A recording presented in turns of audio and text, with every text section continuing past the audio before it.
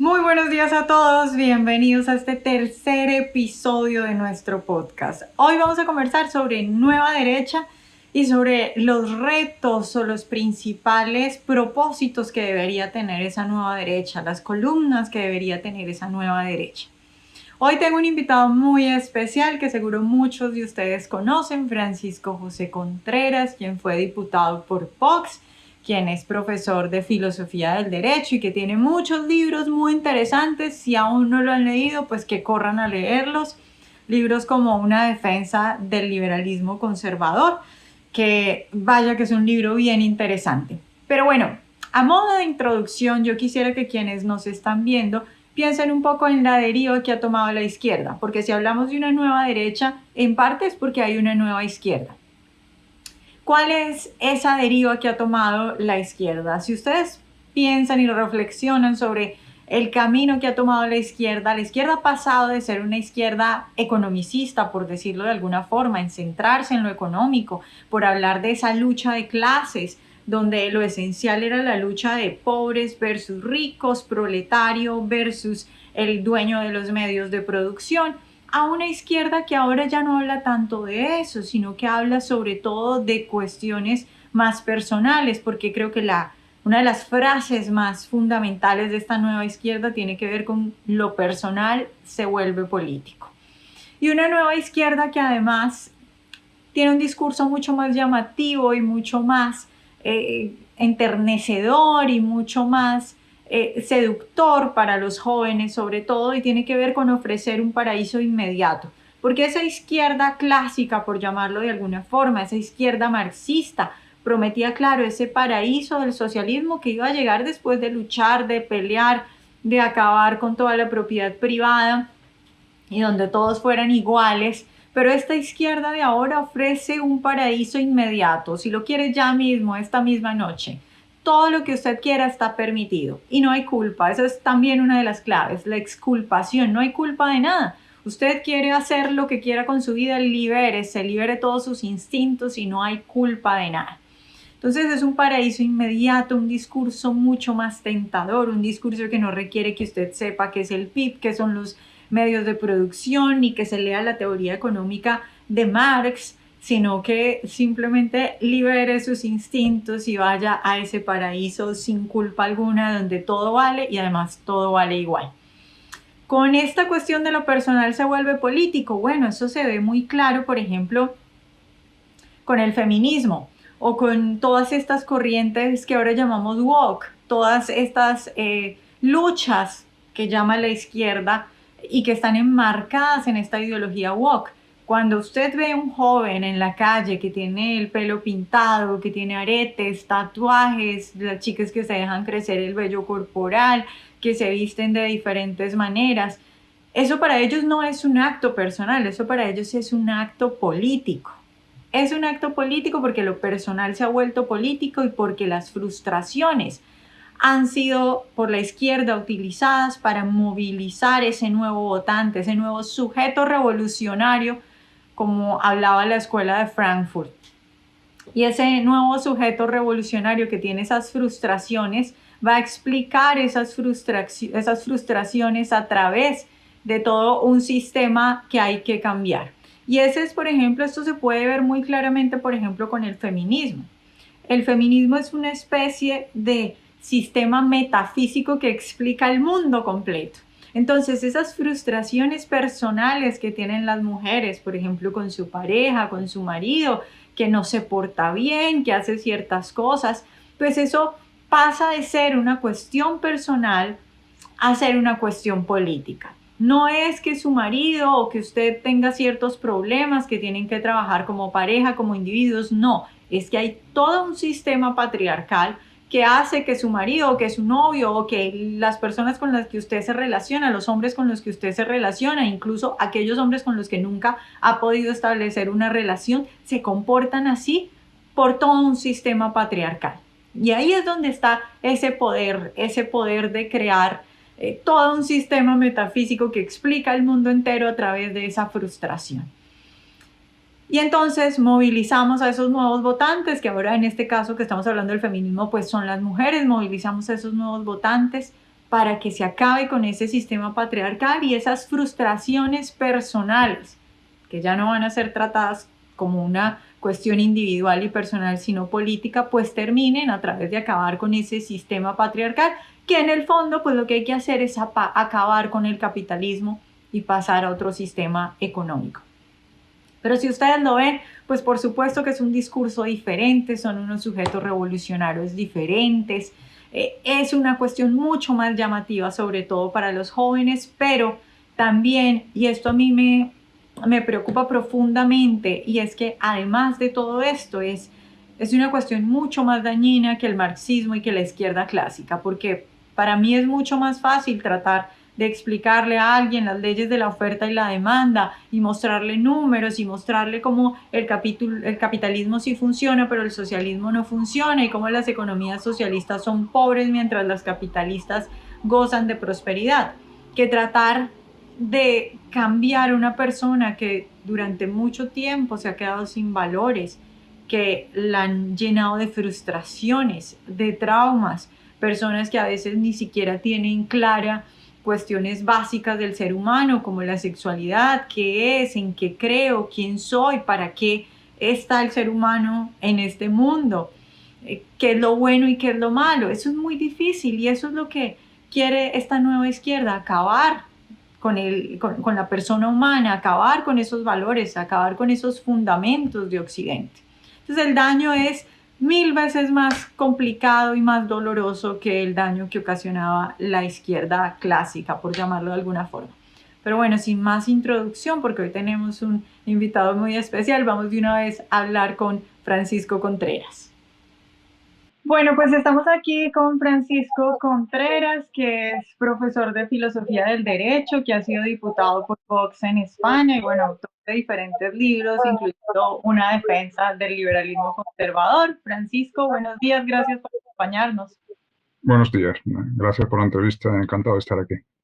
Bueno, Francisco, mi idea hoy es preguntarte un poco y conocer un poco tu visión acerca de lo que sería la nueva derecha o la derecha, como lo quieran llamar, pero esa derecha actual y esos desafíos que tiene esa derecha en este momento y cuáles son principalmente esos desafíos que tiene. Un poco me voy a guiar en tu capítulo del libro que hicimos conjuntamente, que invito a todos, que se llama Reflexiones sobre una nueva derecha, a que lean.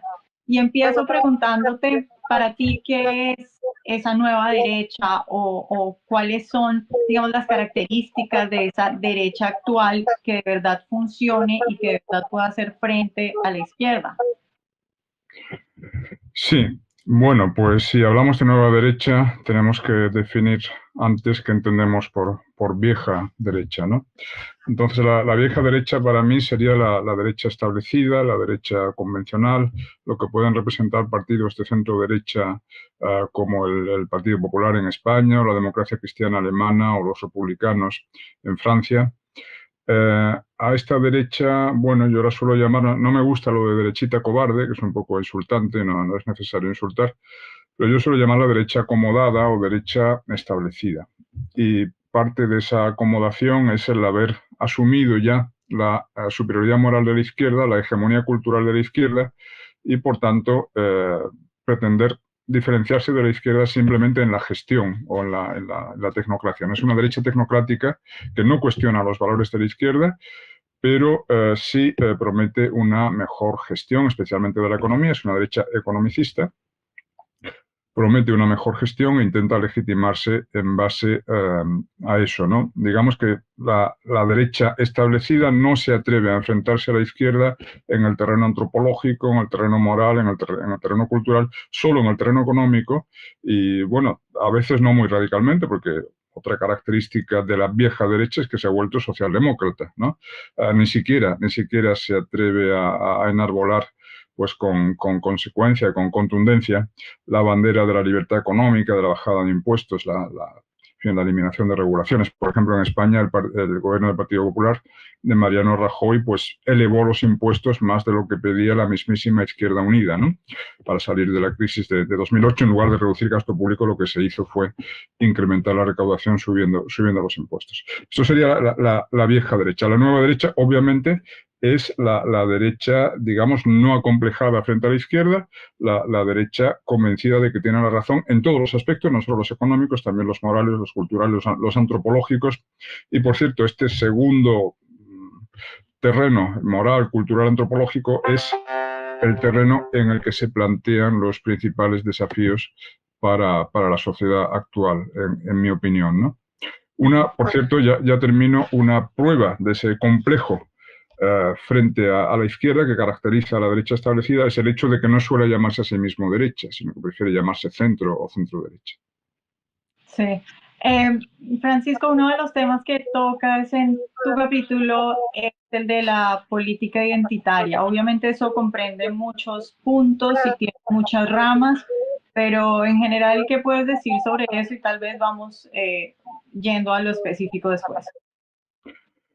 Claro, la identity politics, como decís en Estados Unidos, y en España no sabemos muy bien cómo llamarlo, porque lo de política identitaria es un tanto ambiguo. Últimamente hemos encontrado el término wokismo, que nos soluciona el asunto, porque progresismo también tiene una connotación positiva que favorece a la izquierda. Bueno, el wokismo. Bien, es la forma que ha asumido la izquierda en los últimos tiempos, ¿no? Desde que se evidenció el fracaso del socialismo real, la izquierda ha dejado de ser realmente socialista y más bien ha revestido los ropajes del feminismo radical, del ecologismo radical, del indigenismo, de la liberación LGTB, etcétera. Y esto puede ser interpretado como una nueva forma de marxismo. Si el marxismo clásico se basaba en la lucha de clases, dividía a la sociedad en opresores y oprimidos, los enfrentaba entre sí y asumía supuestamente la defensa de los oprimidos, pero bajo la forma de lucha de clases. La nueva izquierda, en cambio, lo que hace es enfrentar entre sí a los sexos, hombres contra mujeres, a las orientaciones sexuales, heterosexuales contra homosexuales, transexuales y demás minorías sexuales, y a las razas. Esto de las razas, pues, tiene mucha relevancia en Estados Unidos, menos todavía en España por el momento, porque seguimos siendo una sociedad sin mucha diversidad racial, aunque no me cabe duda de que a medida que aumente la inmigración y haya más diversidad racial en España, la izquierda también intentará instrumentalizar el factor racial. Entonces, bueno, yo creo que la misión de la nueva derecha es enfrentarse a la izquierda, evitar que la izquierda destruya la sociedad, y si durante un siglo la amenaza principal venía del marxismo clásico, ¿no? Del marxismo clásico, es decir, del socialismo. Ahora la amenaza viene más bien de este wokismo, esta identity politics. La derecha tiene que desplegar una argumentación contundente para enfrentarse a la identity politics. Entonces, los argumentos yo creo que son claros. Es decir, por ejemplo, la identity politics suprime al individuo porque disuelve al individuo en el rebaño moral de turno, sea el sexo, sea la raza, sea la orientación sexual. Es decir, para la izquierda woke, todas las mujeres son la misma mujer, todos los negros son el mismo negro, todos los homosexuales son el mismo homosexual. Es como si el sexo, la orientación sexual, el color de la piel predeterminaran las ideas, las convicciones, los intereses, las necesidades. De tal forma que si eres mujer tienes que comulgar con las reivindicaciones del feminismo, si eres negro tienes que comulgar con las reivindicaciones de la Critical Race Theory, etcétera, etcétera, ¿no? Si eres homosexual tienes que aceptar las peticiones del lobby LGTB, etcétera, etcétera. Todo esto, por supuesto, es profundamente reaccionario, en realidad, ¿no?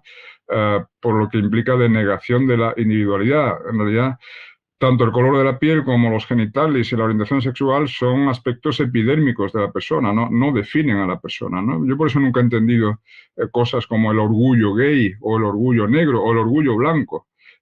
Cómo estar orgulloso de algo que uno no ha elegido, ¿no? Uno no elige ni su sexo, ni su raza, ni su orientación sexual. Bueno, esto último sería un poquito más problemático, pero en principio son cosas que uno no elige. Entonces, ¿cómo estar orgulloso de algo que te deparó la lotería genética y que por tanto no es ni mérito ni demérito tuyo. Yo creo que el orgullo tiene que referirse a las cosas que uno ha elegido, que uno ha construido, que uno ha conseguido mediante su esfuerzo o su estudio o lo que sea, ¿no?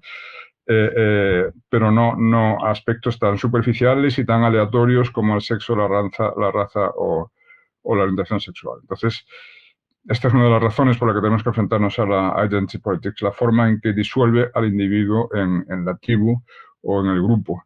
Pero otro aspecto muy tóxico de la identity politics es el hecho de que esté destruyendo la igualdad ante la ley, que era un valor fundamental de nuestras sociedades. Es decir, en España, por ejemplo, existen leyes penales que según la misma conducta sea protagonizada por hombres o por mujeres, va a recibir una calificación penal distinta. Es decir, existe un delito que por definición solo puede ser cometido por hombres, es la violencia de género. La violencia de género, si una mujer agrede a su compañero sentimental, no tendrá la calificación de violencia de género, sino de violencia ordinaria. Y el tratamiento penal es distinto y, por supuesto, más suave. Está desapareciendo la presunción de inocencia. Cada año en virtud de esta ley de violencia de género, cada año son acusados 150.000 hombres. 150.000 hombres son acusados de violencia de género cada año. Y de estas acusaciones, el 70% son, digamos, son archivadas, no concluyen en sentencia condenatoria. Luego, presumiblemente eran falsas. Había una inflación de denuncias falsas. Y bueno, en Estados Unidos no digo que la identity politics adopta, además de esta manifestación más centrada en el género, otra más centrada en la raza, pues como sabes, pues las leyes de affirmative action, de discriminación positiva, están destruyendo la igualdad ante la ley de las razas, de tal forma que hoy día, por ejemplo, una persona de raza negra o una persona hispana lo tiene mucho más fácil para entrar a una universidad que una persona blanca o una persona asiática. Es decir, un negro entra con peores notas, con menos conocimientos en la universidad en virtud del color de su piel. Esto, por supuesto, es una involución extraordinaria, ¿no? Como a mí me gusta decir, estamos sustituyendo la meritocracia por la diversocracia.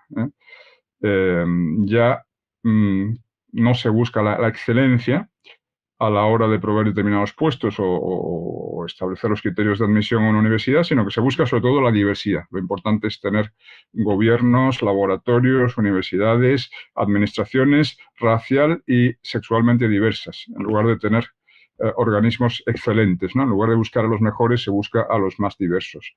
Esto, además de crear resentimiento entre razas y sexos, porque los injustamente descartados en virtud de la aplicación de esos criterios, por supuesto, no van a quedar contentos, ¿no? Entonces, todo eso está alimentando el resentimiento entre hombres y mujeres, entre blancos y negros, etc. Eso es profundamente venenoso para una sociedad. Pero aparte de eso, esto va a afectar a la calidad de nuestras universidades, de nuestros gobiernos, de nuestras administraciones, porque si no se busca a los mejores, sino los más diversos, pues esto terminará, ya digo, afectando al rendimiento, a la eficacia de las empresas, de las universidades, de los laboratorios.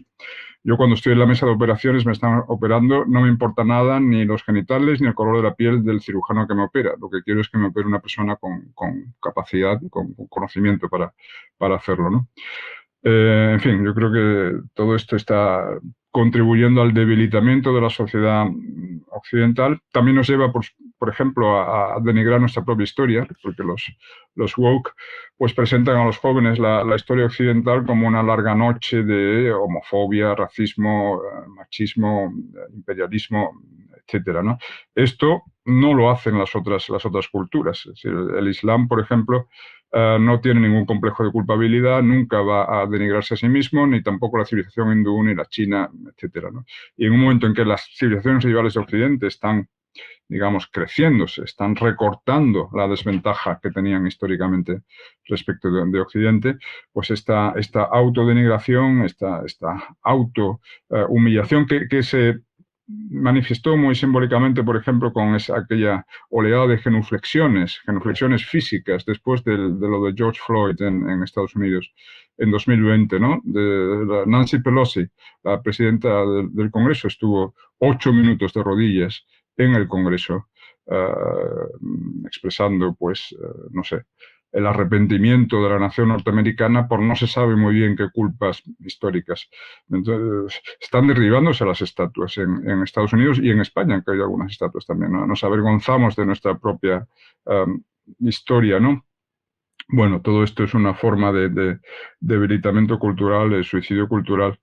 Y en fin, la nueva derecha, por supuesto, tiene que enfrentarse a esto. La derecha establecida no lo va a hacer, no lo hace. Sí. Am, Francisco, bueno, has hablado de lo que va a pasar con la calidad en la sociedad, la calidad de muchas cosas en cuanto a la meritocracia, has hablado del odio entre razas, entre sexos, has hablado de lo importante en la historia, pero hay un asunto también producto de este auge woke que tiene que ver con cómo afectan estas políticas precisamente a los propios grupos que dicen beneficiar. Por ejemplo, con los negros, acá en Estados Unidos es muy claro lo que ha pasado después de que empezaron, particularmente el Partido Demócrata, a utilizar a los negros, a darles subsidios a las madres solteras, a poner a los negros por el solo hecho de ser negros en casas, creando vecindarios donde salían esos niños sin padre, porque además incentivaban el tener niños sin padre, y se crea un círculo de pobreza donde son ellos mismos los principales perjudicados. Lo mismo puede pasar con las mujeres y bueno, así podemos hablar de eso. Y es algo que te puede dar acá en Estados Unidos, porque de los negros van a decir, bueno, estás diciendo que los negros son tontos y que todas estas cosas, ¿no? ¿Tú cómo ves el perjuicio y esas consecuencias a esos propios grupos? Sí, por supuesto. A mí me parece muy interesante el libro que publicó hace unos años Charles Murray, se llama Coming Apart. Publicó en 2012, me parece, y era una comparación de la sociedad norteamericana de 1960 con la sociedad norteamericana de 2010, medio siglo de separación, y especialmente cómo habían cambiado el decil más alto de la sociedad norteamericana, es decir, el 10% más rico, y cómo había cambiado la situación del 10% más pobre de la sociedad norteamericana. Y lo que se detectaba aquí era una dualización, efectivamente, una dualización en renta, había aumentado la distancia en renta entre el 10% más rico y el 10% más pobre, pero sobre todo una dualización en capital social y en background familiar. Es decir, además esto me pareció muy interesante. Yo pensaba, por ejemplo, que el matrimonio estaba desapareciendo en todas las clases sociales, y no es así. Los ricos siguen casándose. Ha descendido ligeramente la tasa de nupcialidad, pero muy ligeramente. Es decir, me parece que en 1960 la tasa de nupcialidad entre los ricos era del 90 y tantos por ciento, el 93% de las personas mayores de 30 años estaban casadas, y bueno, en 2010 había bajado algo, pero había bajado al 84%, algo así, había bajado apenas 10 puntos. En cambio, en el 10% más pobre, que en 1960 tenía una tasa de nupcialidad casi como la de los ricos, de un 80 y tantos por ciento, para 2010 esa tasa había descendido a poco más del 40%, había caído 40 puntos entre los pobres. Entonces, eh, eh, yo estoy con los sociólogos que piensan que lo que más está devastando las oportunidades, la igualdad de oportunidades entre ricos y pobres, no es tanto la diferencia de renta como la diferencia de marco familiar. Es decir, y de hecho hay sociólogos que hablan de la marriage gap, o sea, family gap, ¿no? Es decir, el factor más importante a la hora de predecir el éxito futuro de una persona, éxito escolar, éxito profesional, éxito vital en general, no es tanto el nivel de renta como el entorno familiar más o menos estable de que haya gozado, ¿no? en sus años formativos. Entonces, nada lesiona más las oportunidades de un niño que el hecho de haber crecido en un hogar desestructurado, un hogar monoparental. Y, por ejemplo, entre los negros, entre los afroamericanos, creo que son ya más del 70% el porcentaje de los niños que no crecen con su padre y su madre, sino habitualmente solo con la madre. Esto es lo que está lesionando más la la igualdad de oportunidades, pero por supuesto es algo que los woke no están dispuestos a reconocer, porque para ellos esta desaparición del matrimonio pues no es ningún problema, no es una crisis de la familia, es simplemente la aparición de nuevos modelos de familia, ¿no? Ellos siempre encubren la crisis de la familia presentándola como una multiplicación de nuevos modelos que cualquier persona progresista tendría que celebrar. Y además, esa desarticulación de la familia en la clase más pobre y especialmente entre los afroamericanos es algo que en lugar de ser contrarrestado por el Estado ha sido subvencionado y promocionado por el Estado, ¿no? Y aquí es clásica la investigación de Daniel Patrick Moynihan, el senador Moynihan, ya en los años 60, 70, cuando llamó la atención sobre el hecho de que las ayudas a madres solteras, etcétera, estaban incentivando los nacimientos fuera del matrimonio en fin, el modelo de familia monoparental, ¿no?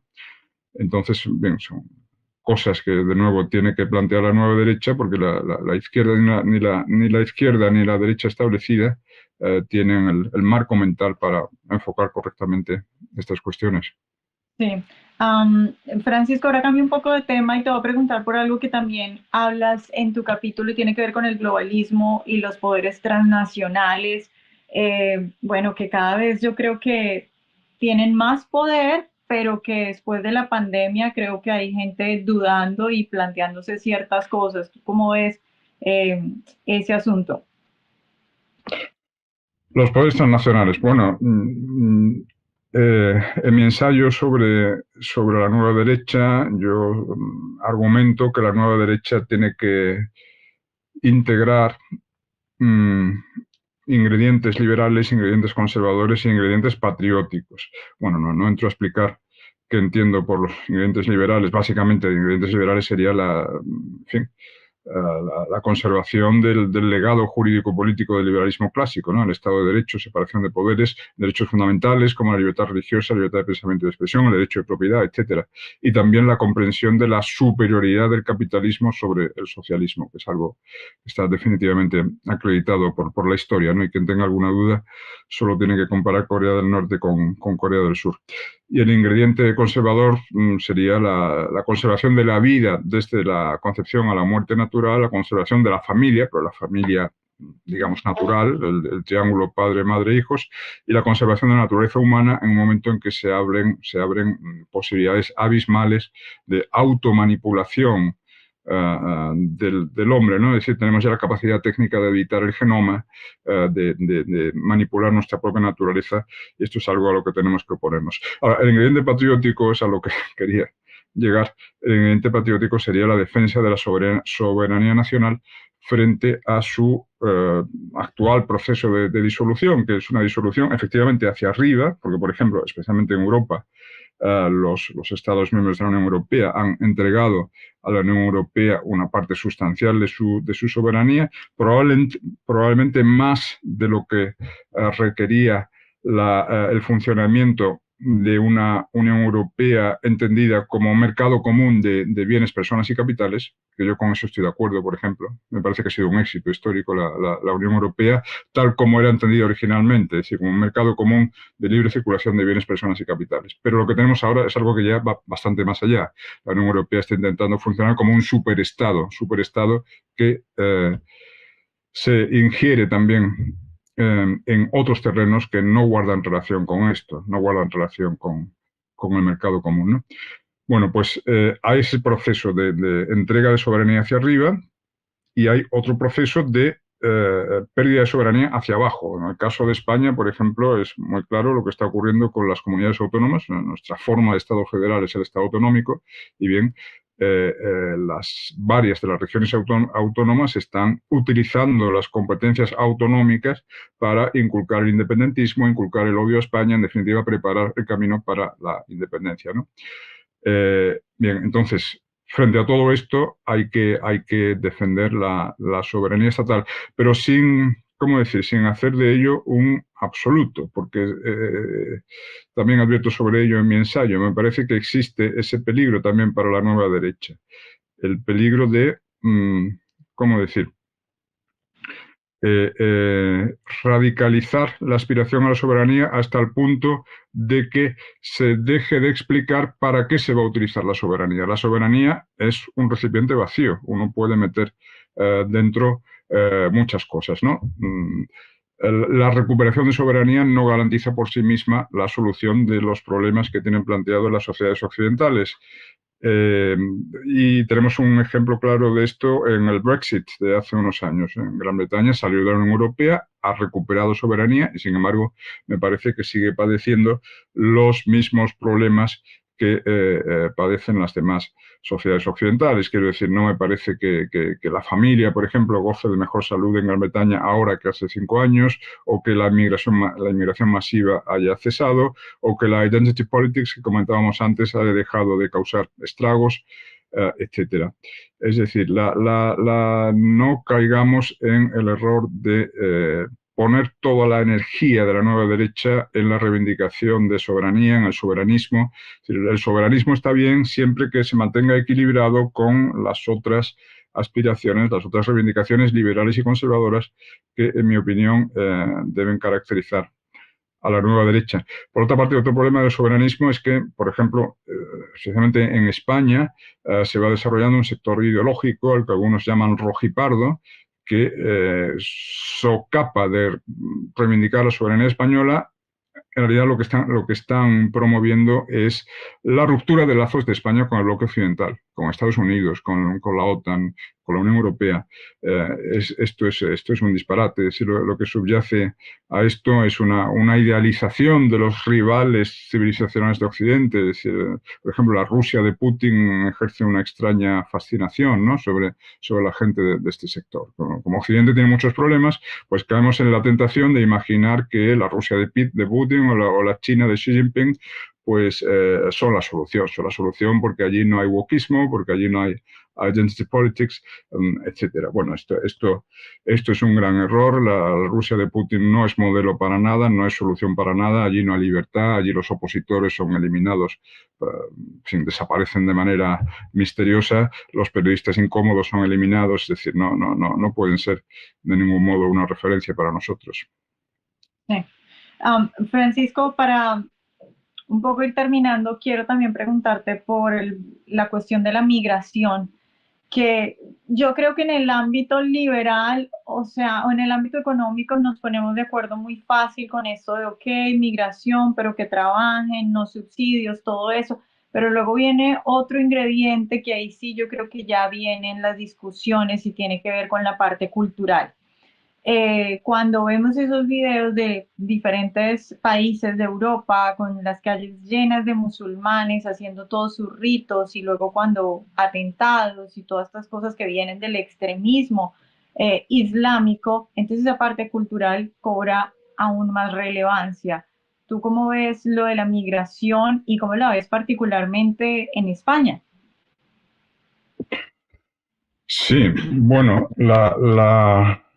lo primero que hay que decir es que la presión migratoria es una consecuencia del desistimiento reproductivo de la propia sociedad europea. Es decir, los europeos no se reproducen en número suficiente, la natalidad está bajo mínimos, o sea, ahí se ha creado un hueco demográfico que de manera natural tiende a llenar la inmigración, ¿no? Es decir, vienen millones o decenas de millones de jóvenes asiáticos o africanos o hispanoamericanos porque antes no nacieron decenas de millones de europeos que hubieran debido nacer, ¿no?, si hubiéramos mantenido una tasa de natalidad razonable. Entonces, de algún modo es nuestra responsabilidad porque no hemos, digamos, no hemos cumplido nuestro deber de conservar la especie y de garantizar el reemplazo generacional.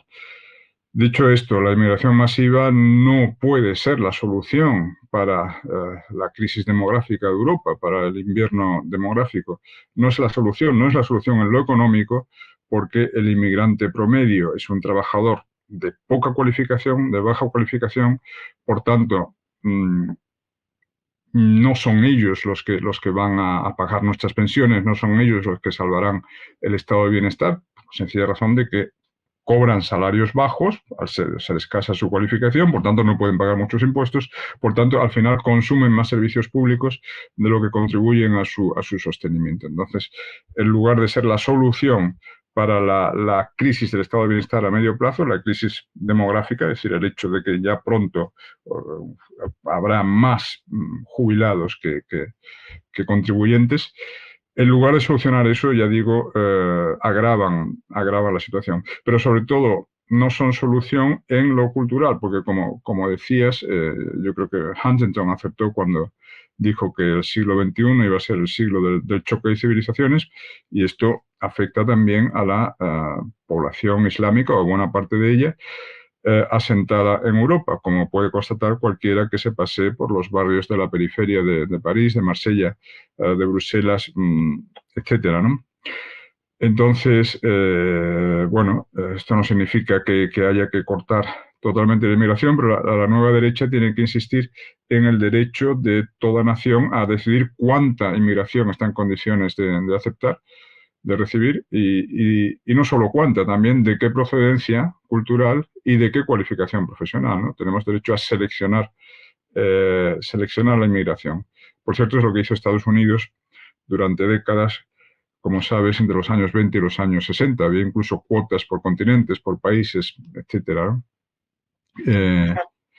Esto es lo que hace que nos llamen racistas, que nos llamen xenófobos, etcétera, pero por supuesto no tiene nada que ver con el racismo, yo creo que tiene que ver simplemente con el sentido común.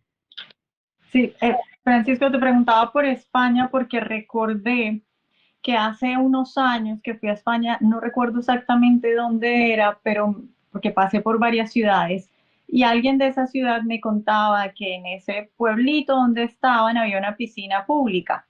En la piscina pública resulta que la comunidad musulmana decidió que ellos querían tener un día solo para ellos, para que solo fuera la comunidad musulmana a la piscina, e hicieron una votación y me decía, por poco ganan para tener 2 días a la semana donde los españoles no íbamos a poder entrar a este club y a esta piscina pública. Entonces, por más que haya democracia, por más que uno pueda hablar de este tipo de cosas, si es que en número, en población van creciendo de esa forma, pues simplemente son ellos los que van a imponer las reglas. Y aprovecho esto para de nuevo preguntarte por España, cómo es la situación, y preguntarte en general por la situación política de España, porque claro, tú ahora lastimosamente creo yo no estás en el Congreso. ¿Cómo ves la migración en España? ¿Cómo es la situación política y cómo es el futuro de Vox? Bueno, pues la situación en España es la misma de otros países europeos, es decir, tenemos un gravísimo problema demográfico, tenemos una presión migratoria enorme y la corrección política, dentro de la corrección política, meto tanto a la izquierda como a la derecha establecida, entiende que esa inmigración masiva va a ser la solución para nuestro invierno demográfico, ¿no? Nosotros pensamos que no lo es por las razones que enumeré antes. En España no es tan explosiva la situación en lo que se refiere a la asimilación de la inmigración, porque tenemos la suerte de que esta en alto porcentaje procede de Hispanoamérica. Entonces, claro, las afinidades culturales entre hispanoamericanos son mucho mayores que las que pueda haber entre magrebíes, por ejemplo, y españoles, ¿no? Pero bueno, aunque esto implique menos conflictividad cultural, el factor económico que decía antes, pues se da exactamente igual en relación a la inmigración hispanoamericana. También el inmigrante hispanoamericano promedio tiene una baja cualificación laboral, por tanto va a tener bajos salarios, por tanto va a pagar pocos impuestos y no es la solución para la sostenibilidad de las pensiones y del resto del estado del bienestar. Por tanto, la clase política española se engaña a sí misma cuando, para no afrontar el problema del invierno demográfico, que lo que requeriría, la forma adecuada de afrontarlo sería adoptar medidas de incentivación de la natalidad, incentivación del matrimonio, recuperación de la familia, que en España, como en el resto de Europa, está desapareciendo poco a poco, ¿no? Cada vez se casa menos gente y cada vez nacen menos niños. En lugar de abrir ese melón, se dice bueno, que si faltan jóvenes, basta con abrir las fronteras para que eso, millones de jóvenes extranjeros sustituyan a los millones de jóvenes españoles que no llegaron a nacer. Este gobierno, quiero decir, el gobierno socialista, el Partido Socialista y Podemos, se jactaba de ser el primer gobierno que había creado una Secretaría de Estado de Reto Demográfico y una Estrategia Nacional de Reto Demográfico. Entonces, ¿qué entienden ellos por reto demográfico? Por reto demográfico no entienden el problema de la falta de nacimientos. Por reto demográfico entienden la cuestión de la desigual distribución territorial de la población. Es decir, el hecho de que cada vez más la población española se concentra en ciertas zonas. Se concentra en Madrid, en Barcelona, la costa mediterránea, mientras que hay zonas que se van vaciando, todo Castilla, León, etcétera, ¿no? Eso es lo que llaman reto demográfico. Y claro, yo es que era el portavoz de reto demográfico de Vox en la Comisión de Transición Ecológica y Reto Demográfico, y me estudié la estrategia nacional que proponían. En unas 70 páginas o así no aparecía una sola vez la palabra natalidad, tratándose del reto demográfico, pero tampoco la palabra padre, madre, hijos, familia. En cambio sí aparecía la palabra inmigración varias veces, ¿no? Entonces, ya digo, en esto, como en tantas otras cosas, Vox es la voz discrepante y la voz del sentido común. La situación del partido, por la que me preguntabas, pues hemos sufrido un revés en las elecciones. Hemos perdido 19 escaños de los 52 que teníamos. Puede haber habido algunos fallos propios, pero sobre todo ha habido una presión brutal de los rivales. En mi opinión, el Partido Popular adoptó una estrategia muy destructiva, en el sentido de que llamó al voto útil, llamó a la concentración del voto de la derecha, dio a entender que votar a Vox era tirar el voto, etcétera, a diferencia de lo que hacía el Partido Socialista con Podemos o con Sumar, ¿no?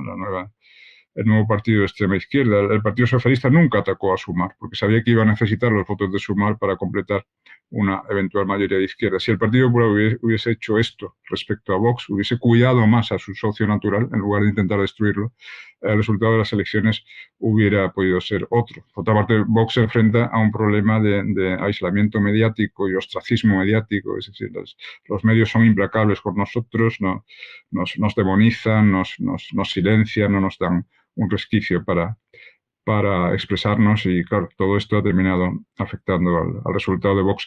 Yo creo que a pesar de todo, a pesar de este revés, Vox tiene un futuro despejado y tarde o temprano tendrá que avanzar, porque está avanzando. Los partidos de nueva derecha están progresando en toda Europa, y también en Estados Unidos podría decirse que casi todos los candidatos republicanos, por lo que yo conozco, pues encajan más en el molde de la nueva derecha que en el de la derecha establecida, sea Trump, o sea DeSantis, sea Ramaswamy, etc.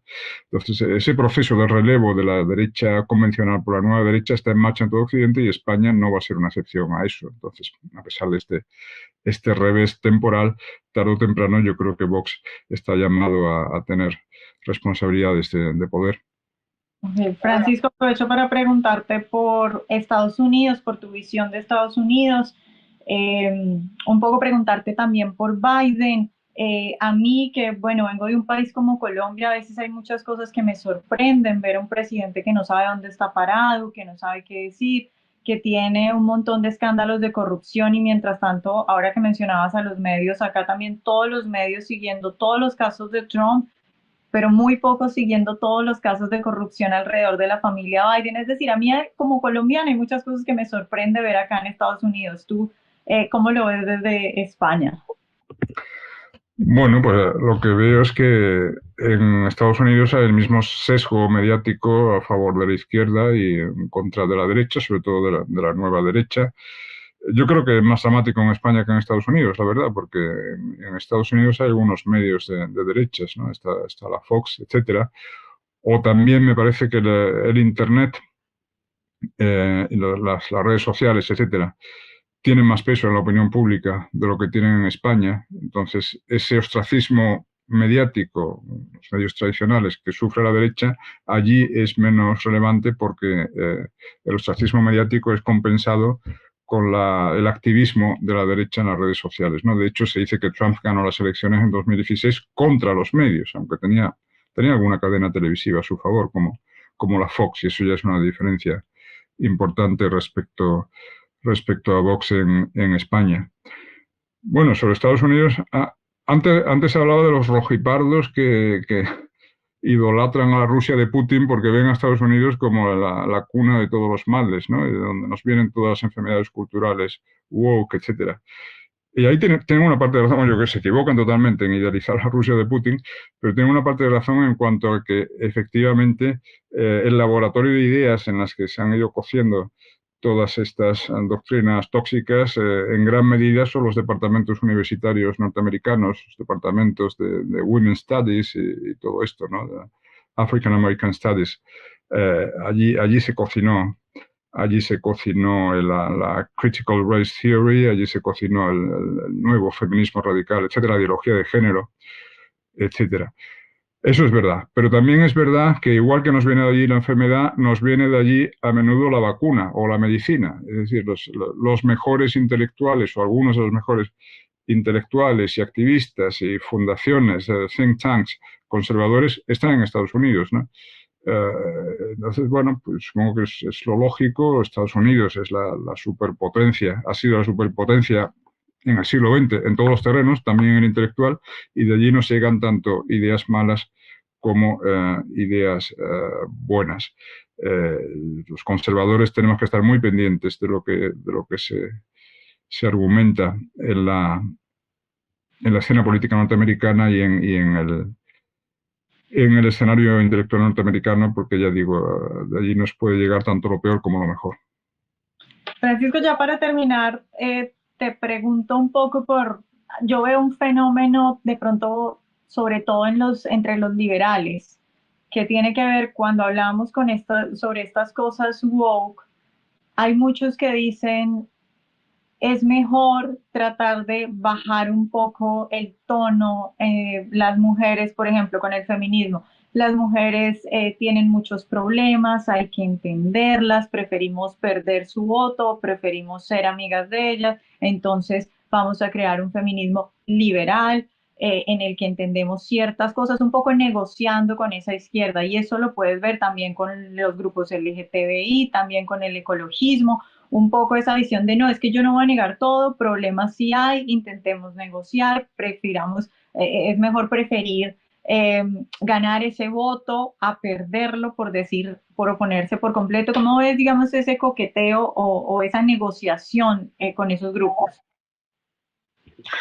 Negociación de los republicanos, ¿qué es decir? No, me refiero en general a la gente que está de nuestro lado, que son liberales.